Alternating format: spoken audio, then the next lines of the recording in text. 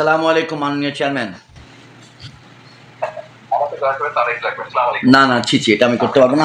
আমাকে ওই অনুরোধ করবেন না। আমি আপনাকে মাননীয় চেয়ারম্যানই বলবো, অসুবিধা নাই। আল্লাহর কাছে শুক্রিয়া, আলহামদুলিল্লাহ। আপনার উদারতার জন্য অনেক শুক্রিয়া। কিন্তু এটা একটা বাজে রেওয়াজ এস্টাবলিশ হয়ে যাবে। আমি আপনাকে অনুরোধ করবো অন্য কাউকে যেন এই সুযোগ না দেন, কারণ আপনি যে অবস্থানে আছেন এই অবস্থানে এটা একটা বাজে রেওয়াজ হয়ে যাবে। আপনি কেমন আছেন? ঠিক আছে, আমি আলহামদুলিল্লাহ শারীরিকভাবে ভালো আছি। আমি বলি আমার কথাটা আমি শেষ করি। যখন আপনি এবং আমি প্রাইভেটলি আলাপ করবো, আমাকে আপনি জাস্ট তারেক বলবেন, ঠিক আছে? আই আন্ডারস্ট্যান্ড দিয়ে অফিসিয়ালি করেন। জি জি। প্রাইভেটলি যখন আপনি আলাপ করবো, আমাকে দয়া করে তারেক বলি থাকবেন। আপনি আমার থেকে বয়সে অনেক বড়। জি, আল্লাহ রহমত করে, অসুবিধা নেই, অনেক শুক্রিয়া। জি জি জি জি জি, বলেন, কাইন্ডলি বলেন। আপনি রিং দিয়েছিলেন 6টা বাজে, ঠিক সন্ধ্যা 6টায় বাংলাদেশে। তখন আমি ধরতে পারি নাই। এখন অ্যাপ্রক্সিমেটলি 2 ঘন্টা দেরিতে রিং ব্যাক করলাম। আমি ওই একটু দৌড়াদৌড়িতে ছিলাম ক্যান্টনমেন্টের ভিতরে হাসপাতালে। আমি 2 দিন ধরে থেরাপি দিতে যেতে পারি নাই।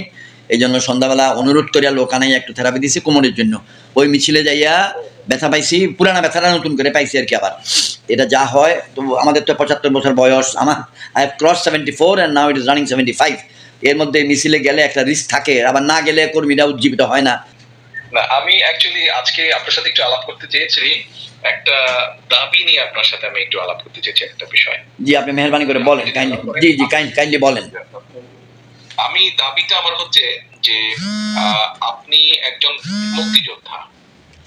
যেহেতু আপনি একজন মুক্তিযোদ্ধা, আমি একজন মুক্তিযোদ্ধার সন্তান হিসেবে আপনার কাছে এই দাবিটা করছি। দাবিটা হচ্ছে যে আপনি এবং আমার বাবা, আপনারা যখন যুদ্ধ করেছিলেন, আপনারা একটা আশা, একটা আকাঙ্ক্ষা নিয়ে যুদ্ধ করেছিলেন। আপনাদের সেই আশা আকাঙ্ক্ষা বিভিন্ন সময় কতটুকু কি হয়েছে আমি অত ডিটেইলে যাব না।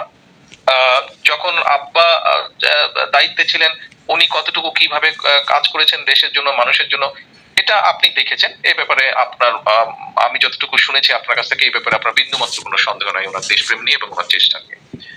যেহেতু আপনি ওনার একজন সহকর্মী ছিলেন মুক্তিযোদ্ধা হিসাবে, এবং আমি যেহেতু ওনার সন্তান, আজকে দেশের এই যে ক্রাইসিস মোমেন্টটা, দেশের এই ক্রাইসিস বলি, এই সমস্যা যেটাই বলি, মুক্তিযোদ্ধা জিয়াউর রহমান সাহেবের সন্তান হিসাবে আমি শুধু বলবো যে আমি অনুরোধ করব আপনি আমার পাশে থাকবেন যতক্ষণ আমরা এই সমস্যাটার সমাধান করতে না পারছি। একজন মুক্তিযোদ্ধার সন্তান হিসাবে আমি একজন মুক্তিযোদ্ধাকে আমি অনুরোধ করছি যে আমি চাই আপনি আমার পাশে থাকবেন। আমি জানি আপনার উপরে অনেক রকম প্রেশার আছে, অনেক সমস্যা আছে, প্রেশার আছে, বিভিন্ন রকম বিষয় আছে, আই আন্ডারস্ট্যান্ড।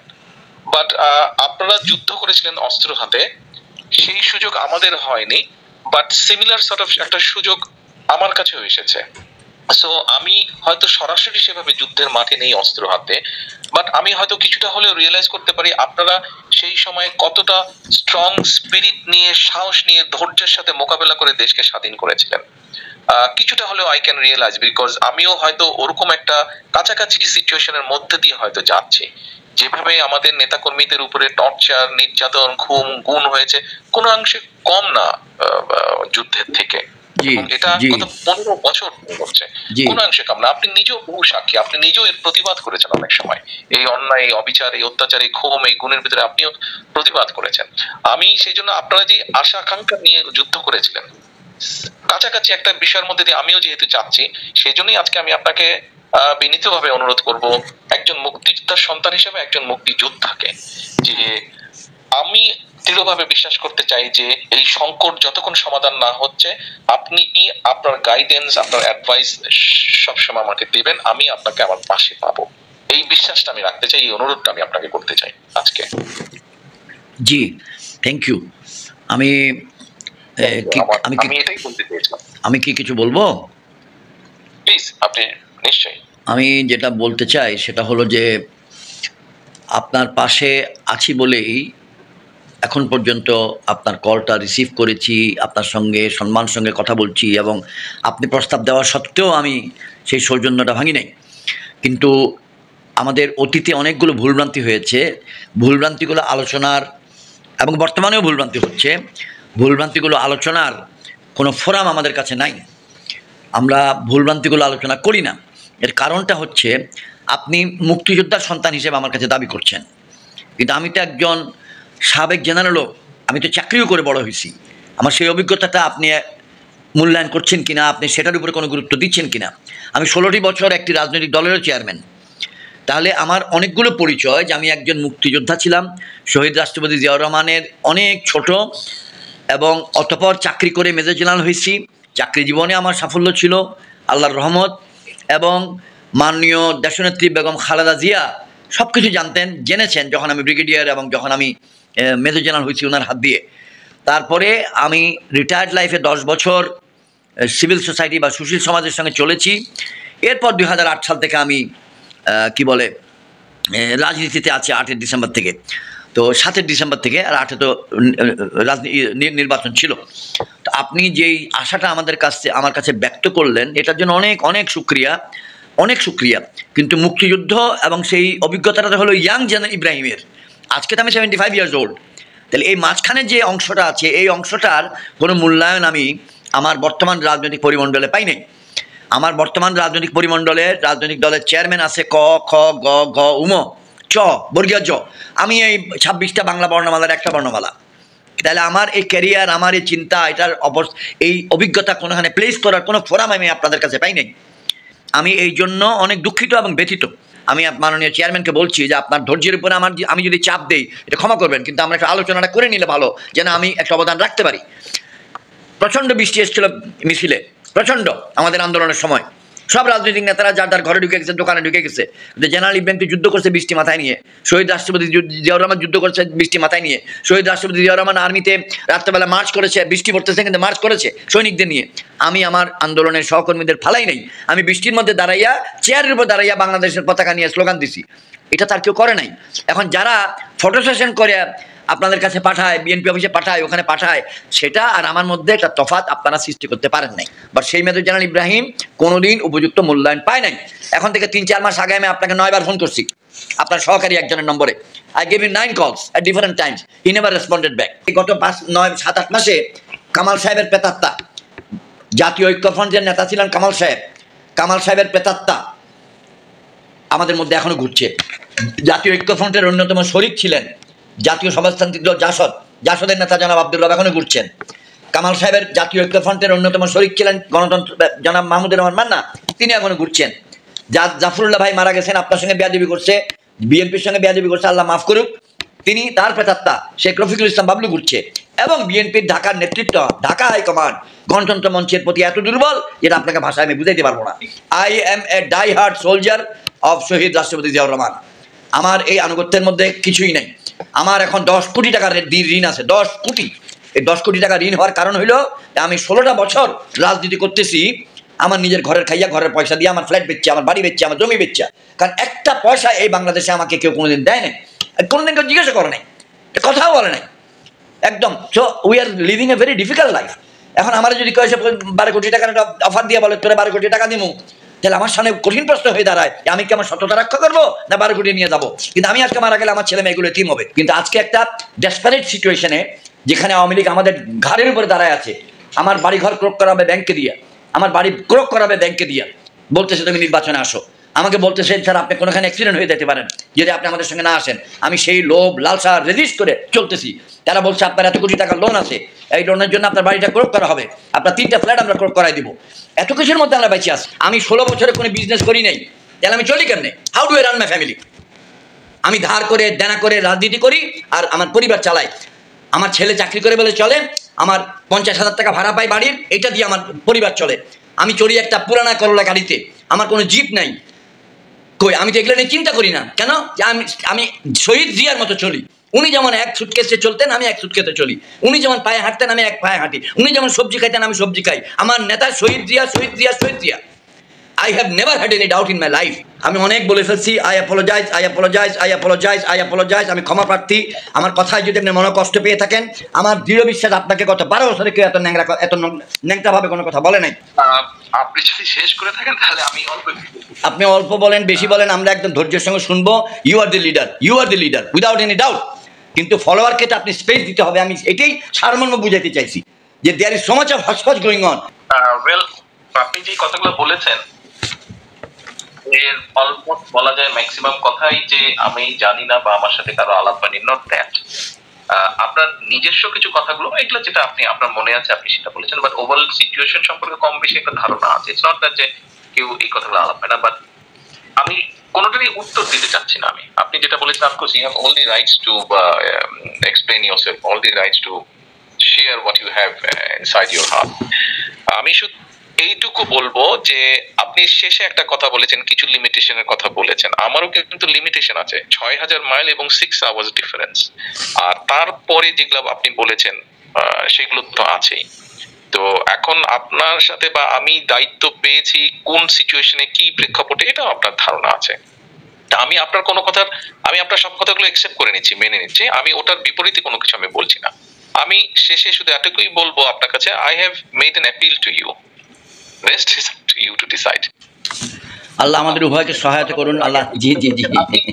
আমাদের আগে যুদ্ধ করতে পারেন, আপনি যে এক্সপেকটেশন করেছেন করতেই পারেন, আপনি বিএনপির সাথে থাকার পরে যে এক্সপেকটেশন করতেই পারেন, বাট আমাকেও কি সিচুয়েশনে, কি প্রেক্ষাপটে, কি ডিফিকাল্টিজ এর ভিতরে কি করতে হয়েছে হয়তো আপনি কিছুটা বুঝতে পেরেছেন, যেটা আপনি নিজের কথা থেকে বললেন।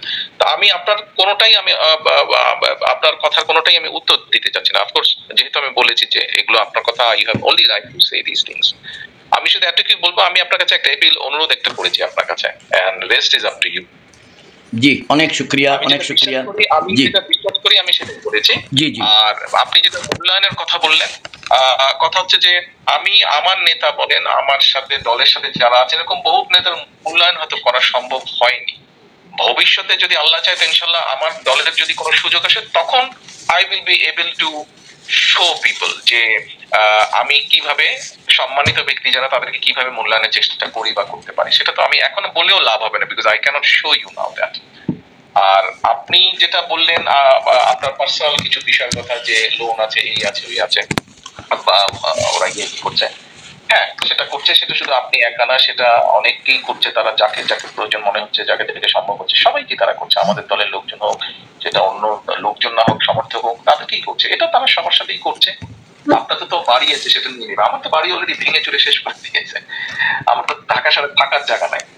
ঢাকা শহরে এই মুহূর্তে, আমি জানেন আপনি এটা আপনি জানেন কিনা বা বিশ্বাস করবেন কিনা, ঢাকা শহরে আমার কোনো জমি নেই, আমার কোনো বাড়ি নেই, আমার কোনো অ্যাপার্টমেন্ট নেই ঢাকা শহরে।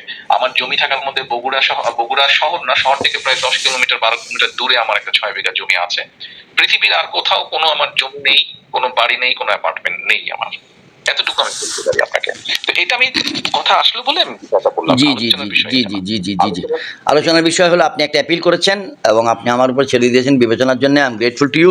এখন আমাদেরকে মেহরবানি করে একটু হালকা, একটু মাথা ঠান্ডা, আমি আমারটা আগে ঠান্ডা করে নিই, তারপর আপনাকে অ্যাপিল করি যে আন্দোলন আমাদের ভবিষ্যৎ নিয়ে একটু আশা ভরসা দেন।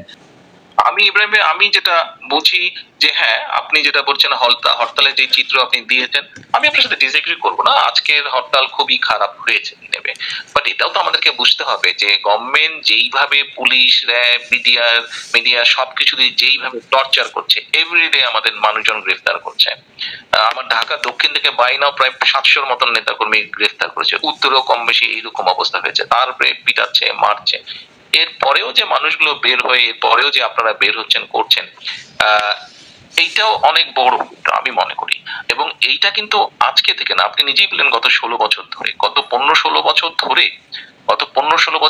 17 বছর 111 থেকে বেসিক্যালি শুরু হয়েছে। বিএনপির নেতাকর্মীদের উপরে যে টর্চারটা শুরু হয়েছে, এটা সাক্ষী তো আপনি নিজেই, দেশগ্রামে তো আপনি যাচ্ছেন, দেখছেন আপনি। তো এখন পুরা স্টেট মেশিনারি, আমি যদি বলি এই যে আপনাকে যারা প্রেসার দিয়েছে, আপনাকে যারা এসে বলেছে, এদের কাজ তো এইটা না। এদের কাজ হচ্ছে স্টেটের ওয়েলবিং দেখা। কিন্তু এরা এখন কি করছে, এরা পলিটিক্যাল পার্টি ফর্ম করার চেষ্টা করছে ফর দেয়ার পারপাসই বলবো আমি। তো পলিটিক্যাল পার্টি ফর্ম করছে। এদের কাজ হচ্ছে কি, এদের কাজ হচ্ছে বিএনপি বা বিএনপির অ্যালায়েন্স আপনারা যারা আছেন তাদেরকে ভয় ভীতি দেখানো। এদের কাজ হচ্ছে বিএনপির নেতাদের কার কোথায় কি প্রবলেম আছে সেটা বের করে তাকে বিপদে ফেলা। টপ টু বটম প্রত্যেকটা ইচ অ্যান্ড ইন্ডিভিজুয়াল, প্রত্যেকটা নেতা কর্মী সমর্থক সবার ক্ষেত্রে। তো একটা জিনিস আপনি চিন্তা করে দেখেন ইব্রাহিম ভাই, হাসিনা আসার আগে 2 বছর তো কম বেশি হয়েছে, হাসিনা আসার পর থেকে পুরা স্টেট মেশিনারি, আপনি ডিজিএফআই বলেন, এসবি বলেন, ডিবি বলেন, এনএসআই বলেন, if there are any other organisation সেটা বলেন, র্যাব বলেন, পুলিশ বলেন, ইনকাম ট্যাক্স বলেন, জুডিশিয়ারি বলেন, you name any government department, election commission বলেন, দুদক বলেন, এনি দিকে, এরা তো কেউ দেশের কোনো কাজ করছে না। তো ওদের একটাই কাজ গত 15 বছর ধরে ওরা করছে, যে কিভাবে অপোজিশন এবং ইট ইজ অনলি বিএনপি বা বিএনপির সাথে যারা আছে এদেরকে ক্র্যাশ করে দেওয়া যায়, একটাই কাজ করছে। তো আপনারা সকলে মিলে গত 15 বছর ধরে আপনারা স্টেট মিশনের বিরুদ্ধে যুদ্ধই করছেন। আমি তখন বলেছিলাম একটা কথা যে যুদ্ধ থেকে কম কিছু না। আপনি জিয়াউর রহমান সাহেব সহ আপনারা যারা 71 সালে যুদ্ধ করেছিলেন, এখন যে 15 বছর ধরে হচ্ছে সেটা কিন্তু যুদ্ধ থেকে কম কিছু না। আপনি ওই দিন 28 তারিখের মিছিলে যা সমাবেশের সময় যা হয়েছে, গভর্নমেন্ট যা করেছে স্টেট মিশনারি, কোনোটাই যুদ্ধের থেকে কম কিছু না। এই জিনিস তো শুধু 28 তারিখে হয়নি, 28 তারিখ আগে 10ই ডিসেম্বর হয়েছে, তার আগে বিভিন্ন সময় বিভিন্ন প্রেক্ষাপট হয়েছে। তো এটা তো হয়েই যাচ্ছে কন্টিনিউয়াস প্রসেস। এবং আমার খালি হাতের নেতাকর্মীরা, দেশ গ্রামের নেতাকর্মীরা ছাত্র দল করে, যুব দল করে, ঢাকা শহরে থানায় থাকে, কি বা তাদের ব্যাকআপ, ফাইন্যান্সিয়াল ব্যাকআপ বলেন, এডুকেশন ব্যাকআপ বলেন, ইন্টেলেকচুয়াল সাপোর্ট বলেন, কি বা তাদের কি একটা বিশ্বাসের বসে তারা গভর্নমেন্টের আর্মস ফোর্স, মানে ফায়ার আর্মস এর এগেইনস্টে, গভর্নমেন্টের জুডিশিয়াল এগেইনস্টে ইকুইপড, ওয়েল ইকুইপড, একদম ট্রেইনড লোকজনের সাথে তারা যুদ্ধ করছে, যাদের যুদ্ধ করার কথা না তাদের সাথে যারা যুদ্ধ করে টিকে আছে। ঢাকা শহরে আপনি 100 কদম যাবেন, এক জায়গায় র্যাব বসে পাহারা দিচ্ছে, আরেক 100 কদম যাবেন পুলিশ বসে পাহারা দিচ্ছে, আরেক 100 কদম। এবং এখন কি হয়েছে, যুবলীগ ছাত্র এগুলা বাড়ি বাড়ি ঘরে ঘরে গিয়ে নিয়ে এসে ধরে ধরে দিয়ে দিচ্ছে পুলিশের হাতে, এবং দেবার আগে রীতিমতন ফিজিক্যালি টর্চার করছে রীতিমতন, তারপরে দিয়ে দিচ্ছে। এই পুরো জিনিসের এগেইনস্টে আপনি যদি মনে করেন 2,40,00,000 লোক যেই শহরে বাস করে সেখানে একদম স্ট্যান্ড স্টিল থাকবে হরতাল, প্রত্যেকটা হরতালে, এটা তো মনে হয় ইমপ্র্যাকটিক্যাল। এই প্রেক্ষাপটে আমাদের সামনে একটি আলোকবর্তিকা হলো আপনি, because you are our leader. আপনি আছেন সেই জায়গায় শত কষ্টের মধ্যেও, আপনি একটু আমাদেরকে এই জায়গাটাতে একটু গাইডেন্স দেন। ইব্রাহিম ভাই, আমি আলোকবর্তিকা না, দিস ইজ ভেরি রং। আমি আলোকবর্তিকা না, আমাকে এইভাবে মানে এইভাবে আমার কাঁধে সবকিছু ফেলে দেওয়া ঠিক না। আপনারা ওখানে আছেন, আলোকবর্তিকা আমরা সকলে, আলোকবর্তিকা বাংলাদেশের মানুষ। এতটুকু নিশ্চয়ই আপনি বোঝেন যে এই মুহূর্তে বাংলাদেশের মানুষ, সাধারণ মানুষ ওইভাবে বের হয় না। যুদ্ধের সময় আপনারা যুদ্ধ করেছেন। গতকালকে আমি অলি আহমেদ সাহেবের সাথে আলাপ করছিলাম, কথায় কথায় একই কথা বললাম আমি যে আপনারা যখন যুদ্ধ করেছেন তখন তো দেশের জনসংখ্যা ছিল নিয়ার অ্যাবাউট 7 crore, 7 কোটির মতন ছিল প্লাস মাইনাস। 1 কোটি লোক চলে গেল ইন্ডিয়াতে, বাংলাদেশে ছিল বোধহয় 6 কোটি বা প্লাস মাইনাস 6 কোটি বা 5.5 কোটি, 5 কোটি এরকম মানুষ। যুদ্ধ করেছে কত, 1 থেকে 1.5 লক্ষ মানুষ। অলি সাহেব সাথে সাথে বললেন নো, নট মোর দেন 50,000 মানুষ, ম্যাক্সিমাম 50,000, তাও হয়তো বেশি হবে, মানুষ যুদ্ধ করেছে। উনি 50,000 কথাটা বললেন। আমি বললাম যে সরাসরি বা ডাইরেক্টলি ইনডাইরেক্টলি হয়তো 1 থেকে 1.5 লক্ষ মানুষ যুদ্ধ করেছে। উনিও তো মুক্তিযোদ্ধা, উনিও যেহেতু মাঠে, উনি বলেন যে না তারেক, এটা আমি মনে করি না 50,000-এর বেশি লোক, তাও অনেক বেশি। যে কথাটা আমি বলতে চাচ্ছি ইব্রাহিম ভাই, যে মানুষের সমর্থন এখনো আছে, এটা তো আপনি নিশ্চয়ই দেখছেন, ফিল করছেন, দেখছেন, এটা এক্সপেরিয়েন্স করছেন। আন্দোলন সবাই করে না, আন্দোলন কম মানুষই করে, কিন্তু যখন বিজয়ের দ্বার প্রান্তে চলে আসে তখন লক্ষ কোটি মানুষ বেরিয়ে আসে। তো এখন আলোকবর্তিকা আমার কাছে নেই, আমরা সকলে মিলে বসে আলোচনা করে, হ্যাঁ লিমিটেশন আছে, আমি তো বলছি I am 6,000 miles away from you, 6 hours difference I have between, there's a 6 hours difference between you and me। কাজেই তারপরে যে লিমিটেশন গুলো আছে, পুরো স্টেট ক্রাফটের বিরুদ্ধে, স্টেট এর যে শক্তি সেটার বিরুদ্ধে আমাদেরকে দাঁড়াতে হচ্ছে, যুদ্ধ করতে হচ্ছে।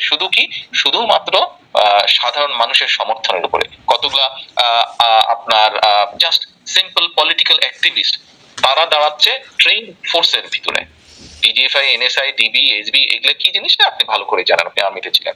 তো এখন আলোকবর্তিকা আমাদের সকলকে মিলে আমরা আলোকবর্তিকা, আমি একা আলোকবর্তিকা না। আমি যতটুকু পেরেছি 5 বছরে এই যে ম্যাডামকে অ্যারেস্ট করার পরে কি সিচুয়েশনের মধ্যে ছিল পুরো দলটা, সেখান থেকে যতটুকু পেরেছি আমি চেষ্টা করেছি সবার সাথে কম বেশি কথা বলে একটা জায়গায় আসতে। এখন দেশে এই সিচুয়েশনটা আছে, আপনি আন্তর্জাতিক যেটা বললেন, ওরা তো আর বলবে না, করছে, ওরা আলোচনা করছে, ওরা কিছু বলবে। এখন আপনাকে আমাকে ডাইরেক্টলি ওরা বলবে না, দে হ্যাভ देयर প্ল্যানস, এতটুকু আমি জানি যে they have their own plans. এতটুকু তারা বলে যে আমরা মনে করি সামনের দিনে ডেমোক্রেটিক শক্তি দেশ বাংলাদেশকে পরিচালনা করবে, এইভাবে তারা কথা বলে। তারা বলে না যে আমরা অমুক তারিখে এটা করবো, তমুক তারিখে এটা করবো, তারপরে তারিখে ওটা করবো, এটা তো বলবে না। এটা আপনি নিজেও বুঝেন, আপনি থাকলে কি আপনি বলতেন? আপনিও বলতেন না। তো এখন বিষয়টা এটা, হরতাল অবরোধ কতটুকু কি হবে বলতে পারি না। শেখ মুজিব সম্পর্কে এত বড় কথা বলে, শেখ মুজিব যদি আমরা ধরেও নেই শেখ মুজিবের পুরো কৃতিত্ব, তারপরে তো হি টুক 24 years to bring Bangladesh out from Pakistan.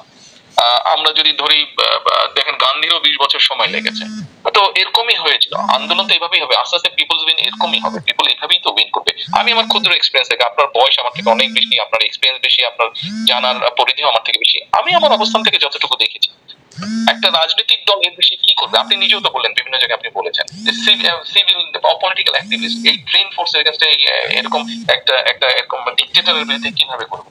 এভাবেই যেতে হবে আমাদেরকে। আমরা যেহেতু শান্তিপূর্ণ ভাবে বা ডেমোক্রেটিক ওয়েতে বিশ্বাস করি, আমাদের ক্ষেত্রে এভাবেই যেতে হবে। পৃথিবীর অন্য দেশেও তো এইভাবেই হয়, যেসব দেশ কম বেশি একসময় ডেমোক্রেসি ছিল, তারপরে আবার ডিক্টেটর এসেছে, তারপরে আবার মুক্ত হয়েছে, ডিক্টেটর মুক্ত। এটাই আমি এক্সপিরিয়েন্স করি। তো লিমিটেশন আছে, আমার লিমিটেশন আছে, আমার দলের বহু লিমিটেশন আছে, এটা আমি পাবলিকলি পর্যন্ত অ্যাড্রেস করেছি। 2 দিন আগে আমি একটা বক্তব্য রেখেছিলাম, সেখানে পাবলিকলি আমি বলেছি ইয়েস লিমিটেশন আছে। আমি জোটের নেতাই হোক, আমার দলের নেতা হোক, অনেক সময় অনেকে মূল্যায়ন করতে পারিনি, করা যায়নি, এটা তার দোষ না, এটা দলের লিমিটেশনের কারণে, আমাদের বিভিন্ন লিমিটেশনের কারণে করা যায়। এখন বিষয় এটাই, একটাই কথা, মানে আপনাকে যে অ্যাপিলটা আমি করেছি, এই অ্যাপিলটা যদি আপনি আমার রাখেন, এটাই হচ্ছে আমাদের সকলের স্ট্রেংথ। আমরা শত বাধা বিঘ্ন, সেটা তো ম্যাডামও যদি বলতেন যে ঠিক আছে তুমি নতুন থাকো, আমি রাজনীতি করবো না, আমি আমার ছেলে মেয়ের কাছে চলে যাই, তাহলে হয়তো ওনাকে জেলে আটকাতো না, তাহলে হতো না। উনি কয়দিন আর বাঁচবেন আমি জানি না, আল্লাহ জানে, একমাত্র হায়াত মত আল্লাহর হাতে। তো এখন বিষয় হচ্ছে যে উনি একটা কি মেডিকেল সিচুয়েশনের মধ্যে আছেন, আলহামদুলিল্লাহ আছেন, খুব ভালো আছেন বলবো না, আলহামদুলিল্লাহ আছেন। তো এখন চাইলে তো উনিও চলে আসতে পারতেন, but she did not abandon her country, neither her people. উনি জানেন কি কনসিকুয়েন্সেস হতে পারে, সেটা মেনে নিয়ে উনি লড়ে যাচ্ছেন। উনি ওই অবস্থার মধ্যেও লড়ে যাচ্ছেন, 2 জন মানুষ লাগে ওনাকে হয়তো হেল্প করার জন্য, কিন্তু তারপরেও উনি তো বলেননি, উনি তো কোনো খবর পাঠাননি যে ঠিক আছে তোমরা তোমাদের মতন করো, আমি চলে যাই। তাহলে বলেননি, উনি বিছানায় শুয়ে থেকে উনি যুদ্ধ করছেন। উনি যে ওনার ঘর বাড়ি সংসার family everything has been dead. একজন মহিলা উনি যদি যুদ্ধ করতে পারেন, প্রতিবাদটা শুয়ে থেকে চুপ থাকা, এটাও এক কাইন্ড অফ যুদ্ধ করা, আন্দোলন করা। উনি যদি এইটা করতে পারেন, আমরা সকলে তার থেকে বেশি কেন করতে পারবো না? এটাই আমার আপনার কাছে এপিল ছিল। আপনি আমার থেকে বয়সে মুরব্বী, আপনি আমার থেকে এক্সপেরিয়েন্স মানুষ, maybe you are going through lot of pressure, lot of problem, I understand that. এবং টু বি অনেস্ট, যদি ফ্র্যাঙ্কলি বলতে বলেন, হ্যাঁ আমি এই কারণেই আপনাকে আজকে ফোন করেছি, যে আমি রিয়েলাইজ করি, এবং আপনি যেটা বললেন যে আপনি আমাকে ফোন করেছিলেন, maybe I have miss that, somehow একটা কোনো মিসকমিউনিকেশন হয়েছে, I am very sorry, please accept my apologies. But আমিও কিসের ভিতর দিয়ে এভরিডে যাই, কিসের ভিতর দিয়ে এভরিডে যাই, নিশ্চয়ই আপনি রিয়েলাইজ করতে পারবেন। আমি সেটা বলে আপনাকে বিরক্ত করতে চাই না। আমি লাস্ট কথা একটাই বলবো, আই মেড এন অ্যাপিল।